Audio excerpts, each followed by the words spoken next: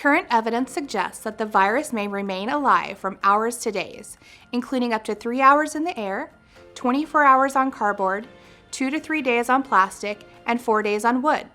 We don't know how long yet it can survive on clothes, shoes, or hair, but assume about the same amount of time as those on other surfaces. Here are some simple things you can do. Be sure to ask your teacher any questions, as he or she will know what works best for you and your class. Wash your hands, especially after blowing your nose, coughing, sneezing, going to the bathroom, touching handles or handrails, before you come to school, and before eating or making food. And if you take a bus to school, wash your hands before and after getting off the bus. Wash your hands often with soap and water for at least 20 seconds. This is one of the best things we can do. We can sing the happy birthday song or the alphabet song twice while washing our hands to make sure we wash our hands long enough. Be sure to get under your nails, between your fingers, and all areas on the front and back of your hands. After washing your hands, dry them with a clean paper towel. Try not to use hand dryers. Use the paper towel to turn off the faucet and use the towel to open the door of the bathroom. If there's no soap and water, we can use hand sanitizer, but do not put it in your mouth and make sure your hands aren't covered in dirt beforehand. With hand sanitizer, you'll want to rub your hands together, covering all surfaces of hands and fingers until hands are dry. If your hands feel dry after rubbing for 10 to 15 seconds, you may need another round. Avoid touching your eyes, nose, and mouth with unwashed hands.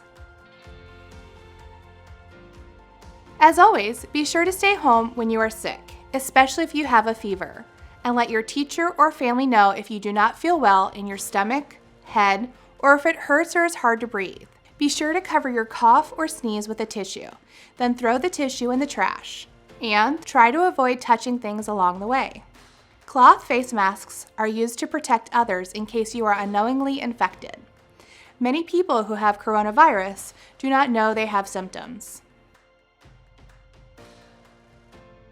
If your teacher asks you to wear a mask, here is how to put it on and how to take it off. If you are wearing a mask and it gets hard to breathe, take your mask off and let your teacher or another adult know. I know it may be hard, but try not to hug or high-five your friends. Your teacher may create a hand signal that shows when you are thinking someone has done something cool.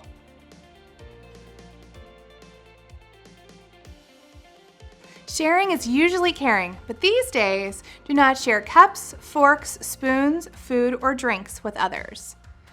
You also may be asked to share books, art supplies, and devices in a different way than you're used to. Do not put pencils, pens, caps, markers, paper, or anything other than food or medicine in your mouth. At school, the teachers want to give you and your friends more space from one another, so they are going to move your desks around. You also may have new places and ways to eat meals and snacks.